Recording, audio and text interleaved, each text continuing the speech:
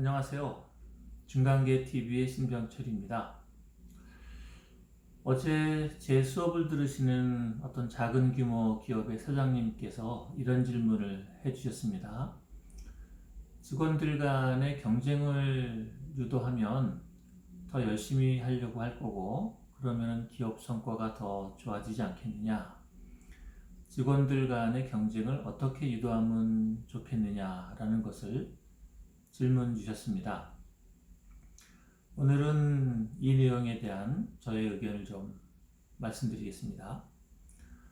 결론부터 말씀드리면은 직원들 간의 경쟁을 유도하는 것보다는 팀플레이를 유도하는 것이 더 좋겠다라는 것이 저의 생각입니다. 사람의 몸을 한번 생각해 보겠습니다. 제 몸도 이렇게 있죠. 사람의 몸 안에 그 세포의 숫자가 전부 60조 개라고 합니다.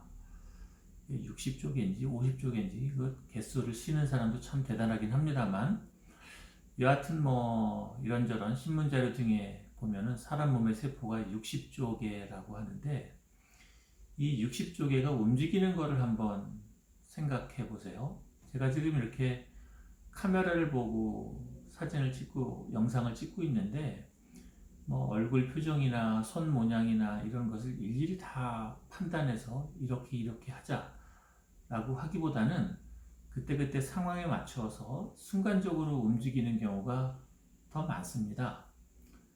뭐 이런 의식적인 활동 말고도 숨을 쉰다, 뭐 의식적으로 생각하지 않아도 숨이 저절로 쉬어지는 거죠. 뭐 예를 들어서 뭔가 하나 날라온다, 그럼 저도 모르게 싹 피하는 일이 벌어지지 않습니까?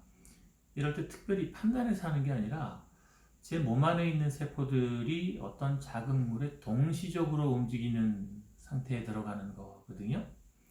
일종의 엄청나게 많은 세포들이 자기들끼리 소통하면서 벌어지는 문제를 대응하는 일종의 시너지 시스템이 벌어지고 있는 것입니다.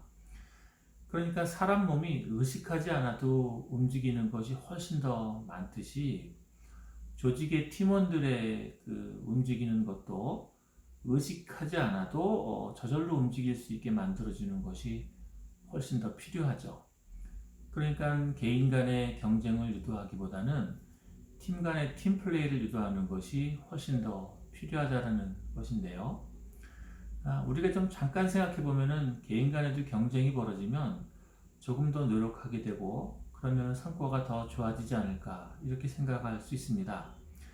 그렇지만 개인 간의 경쟁을 회사에서 제도적으로 시행을 하면은 같이 일하는 동료들은 그야말로 한 호흡하는 동료의 개념보다는 저 사람과 나랑 경쟁해야 되는 경쟁자의 관점으로 들어가게 되겠죠.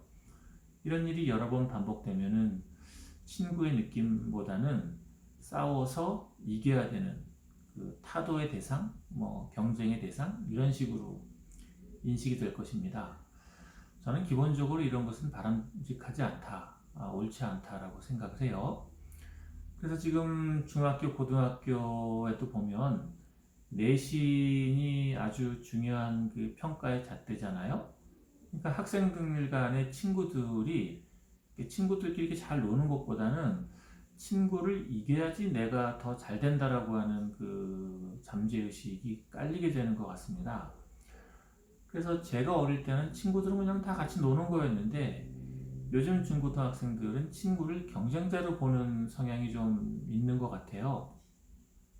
저는 이런 방식은 학생들한테도 별로 좋지 않고 같이 일하는 직원들에게도 덜 좋다라고 생각을 합니다. 그러면은 결과적으로 팀을 해칠 수가 있게 되죠. 사장님께서는 개인 간의 경쟁을 유도해서 더 높은 성과를 유도하려고 했지만, 잠재의식에는 경쟁의 관계를 만들어서 오히려 팀플레이를 덜 좋게 만들 수가 있게 되는 겁니다. 그래서 저는 개인 간의 경쟁은 좀 비추고요. 그러면 대안은 뭐냐? 제가 생각하는 대안은 팀플레이를 강화하는 쪽으로 가는 게 더 좋은데, 팀플레이를 강화하는 아주 손쉽고 좋은 방법은 외부의 경쟁자를 만드는 일입니다.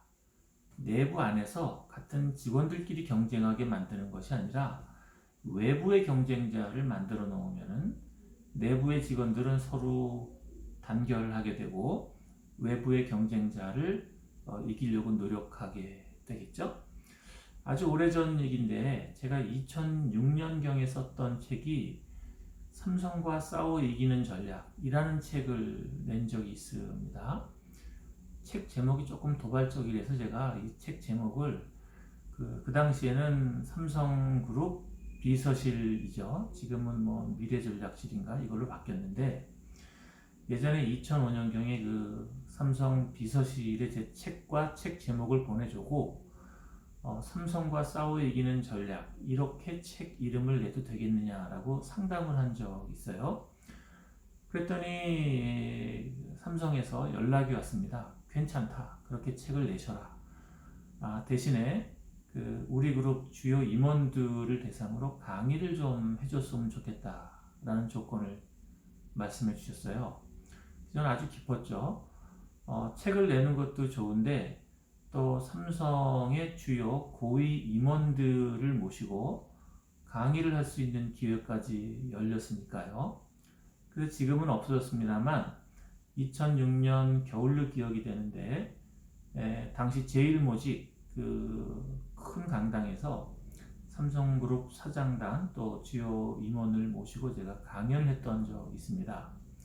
강연이 끝나고 나서 당시 제일모직 사장님과 식사를 하는데 그분이 저한테 이런 얘기를 해주시더라고요. 우리는 이 삼성과 싸워 이기는 전략, 이 책을 삼성과 싸워 이기려고 한다고 보지 않고 오히려 소니와 싸워 이기는 전략으로 생각한다. 그래서 우리는 내부적으로는 단결하고 소니와 싸워 이기는 것을 목표로 하는데 이 책에 있는 전략을 그쪽에 사용하고 싶다. 이렇게 얘기를 해주시더라고요.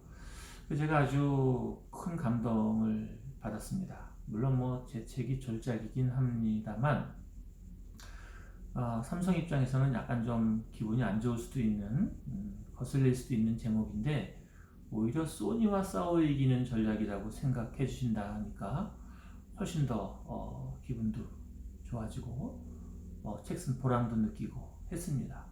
이것은 하나의 에피소드이긴 합니다만 제가 드리고 싶었던 말씀은 내부의 직원들끼리 경쟁하게 하기보다는 협동하게 하고 오히려 외부의 경쟁자를 상정을 하고 경쟁하게 하는 것이 더 좋다입니다.